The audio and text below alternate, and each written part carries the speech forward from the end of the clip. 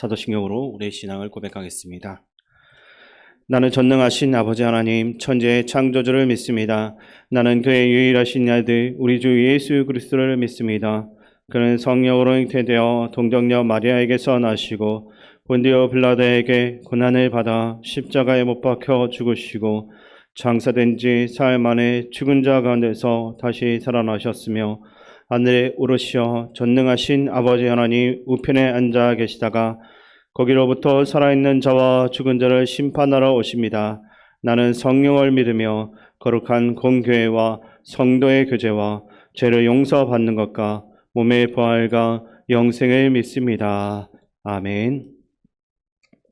하나님께서 오늘 우리에게 주시는 말씀은 요한복음 15장입니다. 신약성경 173쪽입니다.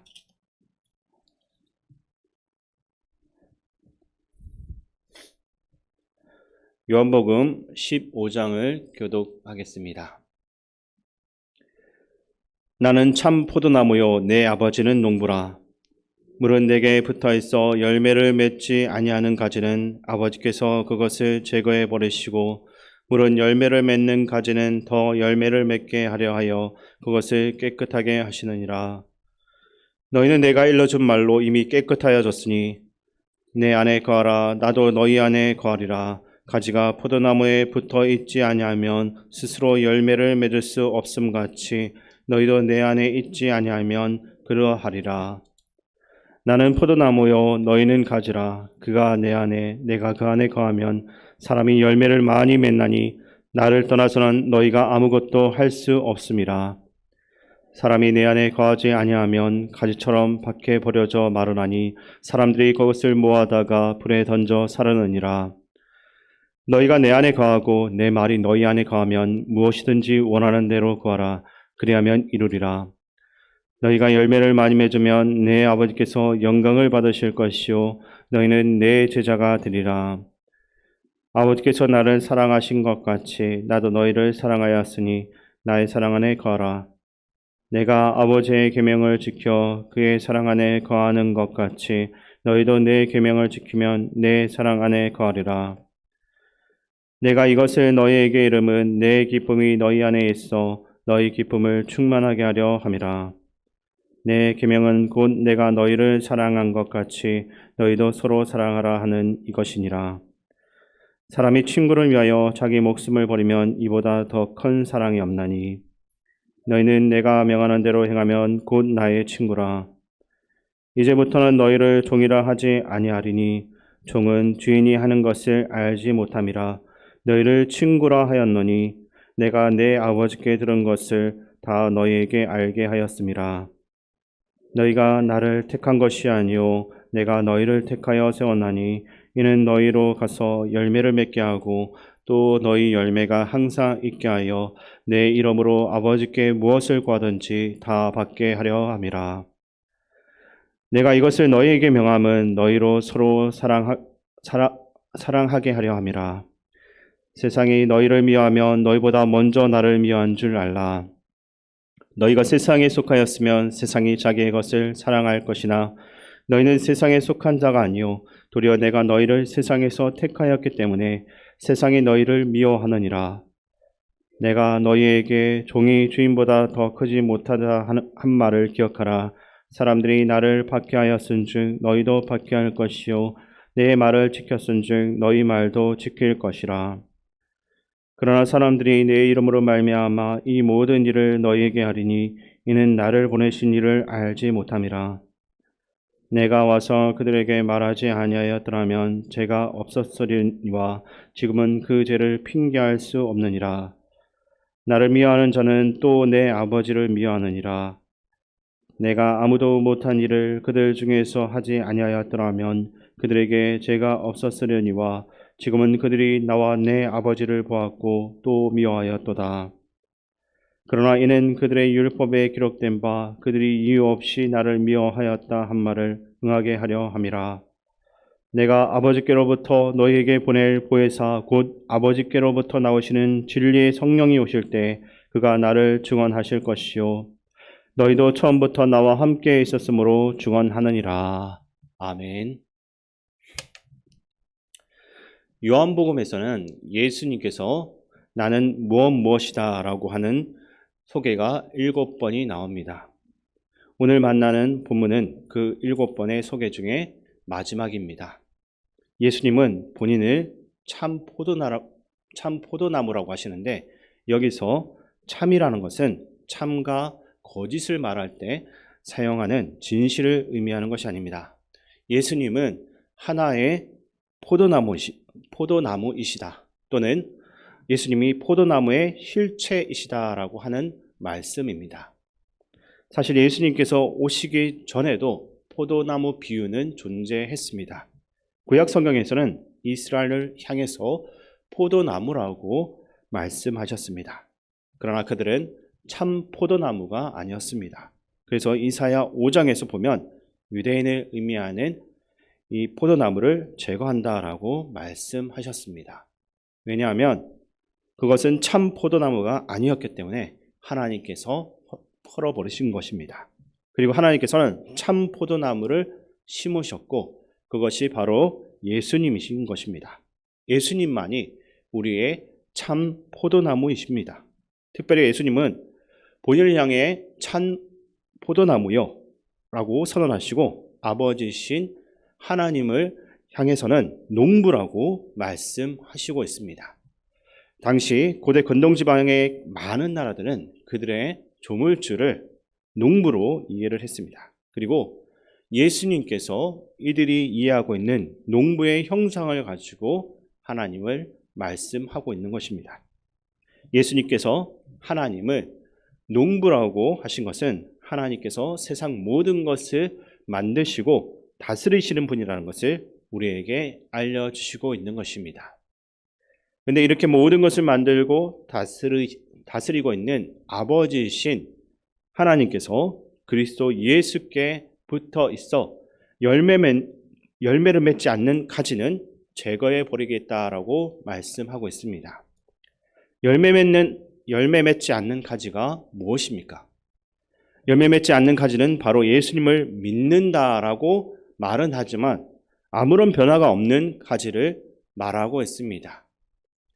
예수님을 믿지만 아무런 변화가 없는 명목상의 크리스찬을 말하는 것입니다. 그들 대부분은 겉으로는 예수님께 붙어 있는 것처럼 보여집니다. 그렇지만 실상은 예수님과 전혀 관계를 맺지 못하고 있는 사람들입니다. 예배를 드리고 많은 봉사를 하고 있지만 그 마음에는 아무런 변화가 일어나지 않고 아무런 행함이 없는, 진실된 믿음이 없는 그 사람이 바로 명목상의 크리스찬이고 열매 맺지 않는 가지라는 것입니다. 그러므로 진짜 가지라면 반드시 열매를 맺어야 하는 것입니다. 그리고 열매가 없는 가지는 버려질 수밖에 없습니다. 그 열매를 맺는 방법은 간단하다라고 말씀하시는데, 예수님께 붙어 있기만 하면 됩니다. 예수님은 우리를 향해서 가지라고 말씀하십니다. 가지인 우리는 예수님께 붙어 있어야 됩니다. 붙어 있는 것이 바로 믿음이고 붙어 있는 것이 신앙의 출발입니다. 그래서 우리가 사람들에게 복음을 전하고 전도할 때 가장 먼저 하는 일은 교회로 초청하는 것입니다. 즉 하나님으로부터 떠나 있는 이들이 다시 붙어 있게 만드는 것입니다. 그런데 예수님은 더 나아가서 이렇게 말씀하십니다. 오늘 본문 5절 말씀을 우리 함께 읽겠습니다. 나는 포도나무요 너희는 가지라. 그가 내 안에 내가 그 안에 거하면 사람이 열매를 많이 맺나니 나를 떠나서는 너희가 아무것도 할 수 없음이라. 가장 먼저 붙어 있는 것, 그것이 믿음의 출발이다라고 말씀하시고, 예수님은 더 나아가서 내가 그 안에 거하면 사람이 열매를 많이 맺는다라고 말씀하고 있습니다. 우리가 예수님께 거하고 예수님께서 우리 안에 거하시면 열매를 많이 맺는다고 말씀하시는데, 처음은 예수님께 붙어 있는 것으로 출발을 하고 예수님께서 우리 안에 거할 때 많은 열매를 맺는다라고 말씀하셨습니다. 우리만 예수님께 붙어 있는 것이 아니라 예수님께서도 우리 안에 거하셔야 한다라는 말입니다.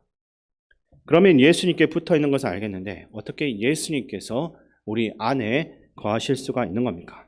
그것은 바로 교회를 통해서 가능한 것입니다. 교회는 그리스도의 몸이고 하나님께서 거하시는 곳입니다. 그렇기 때문에 교회를 통해서 우리는 그리스도 안에 거하고 그리스도께서는 우리 안에 거하시게 되는 것입니다. 그러니까 그리스도와 연합하고 그분과 교제를 나누는 것은 바로 교회를 통해서 가능하다라는 것입니다. 그리고 이런 연합과 교제를 통해 참 포도나무의 가지인 신자들은 참 열매를 맺어 나갈 수가 있는 것입니다. 이어서 예수님께서는 우리가 어떤 열매를 맺는지를 말씀하시고 있습니다. 오늘 본문 13절 말씀을 우리 함께 읽겠습니다. 사람이 친구를 위하여 자기 목숨을 버리면 이보다 더 큰 사랑이 없나니. 아멘. 우리를 위해서 하나밖에 없는 생명을 내어주신 예수님의 본래 모습이 바로 사랑입니다. 근데 우리가 예수님께 거하고 예수님이 우리 안에 거하시면 우리에게도 사랑이 열매로 나타난다라고 말씀하시고 있습니다. 즉 우리도 예수님처럼 사랑하는 사람들이 되는 것입니다. 우리가 예수님께 거하고 예수님께서 우리에게 거하실 때 우리는 예수님처럼 사랑하는 사람들이 됩니다. 그러니까 사랑의 열매라고 하는 것은 결론적으로 예수님을 닮아가는 사람이 되는 것입니다. 그리고 사랑을 맺는다라는 것은 예수님을 쫓아가는 사람으로 변해간다라는 것입니다. 우리의 열매가 사랑이라는 것은 예수님을 닮은 모습으로 변해가는 것, 그것이 바로 우리의 열매라는 것입니다. 오랜 시간 신앙생활을 하고 많은 예배와 봉사를 한다 할지라도 그의 삶이 예수님을 닮지 않고 그 사랑이 없다면 열매가 없다라는 것입니다. 그리스도를 향해 주여 주여 잘 외친다 할지라도 삶을 통해서 그리스도를 말하지 못한다라고 한다면 그 신앙은 열매가 없는 신앙입니다. 예수님을 닮은 모습으로 이 하루를 살아가는 우리들의 삶이 되기를 바랍니다. 그런데 중요한 것은 예수님을 닮은 모습으로 살아가는 삶은 쉬운 삶이 아닙니다. 왜냐하면 그 삶은 우리를 고통스럽게 하고 편하지 못한 삶으로 만들 수 있기 때문입니다. 오늘 본문 18절과 19절 말씀 함께 읽겠습니다. 세상이 너희를 미워하면 너희보다 먼저 나를 미워한 줄을 알라. 너희가 세상에 속하였으면 세상이 자기의 것을 사랑할 것이나 너희는 세상에 속한 자가 아니요 도리어 내가 너희를 세상에서 택하였기 때문에 세상이 너희를 미워하느니라. 아멘.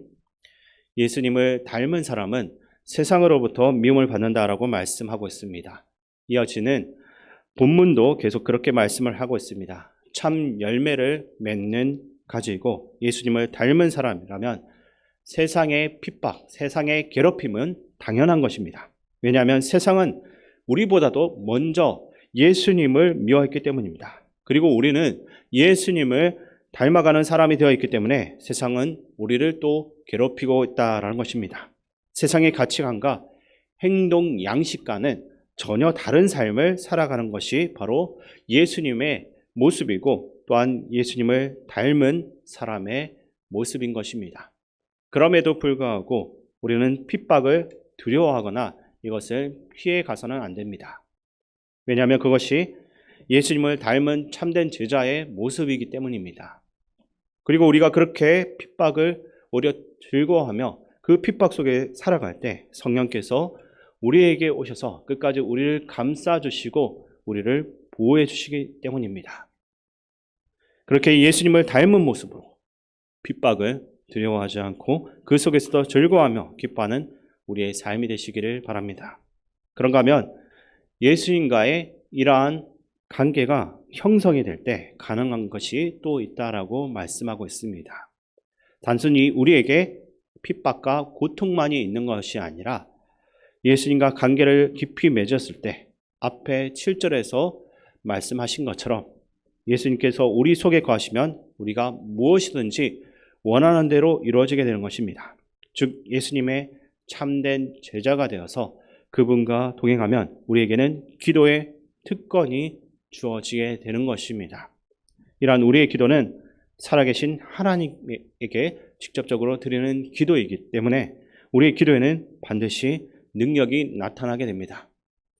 하나님과 관계를 맺고 하나님의 자녀가 된 예수 그리스도의 제자가 된 우리의 기도에 하나님의 응답이 있습니다. 다만 주 기도문에서 언급하는 것처럼 주의 뜻을 구하며 주의 뜻대로 이 땅에서 이루어지기를 소망하는 기도가 그 응답이 이루어진다라는 것입니다. 오늘 이 시간에 우리가 무엇을 가지고 나왔습니까? 우리가 원하는 기도는 무엇입니까? 이 시간 주님 앞에 우리의 뜻을 구하며 기도에 응답이 있는 시간이 되기를 간절히 바랍니다. 무엇보다도 나의 소망을 내려놓고 본질적으로 하나님의 뜻을 구하며 오늘 내 삶 가운데 또 오늘 우리 교회를 통하여서 하나님의 뜻이 이루어지기를 간절히 기도하며 그 기도의 응답이 오늘 우리 삶 가운데 있기를 주님의 이름으로 축원드립니다. 아버지 하나님, 주님의 사랑을 받고 주님을 사랑한다라고 하지만 주님이 명하신 계명을 지키지 못할 때가 많습니다.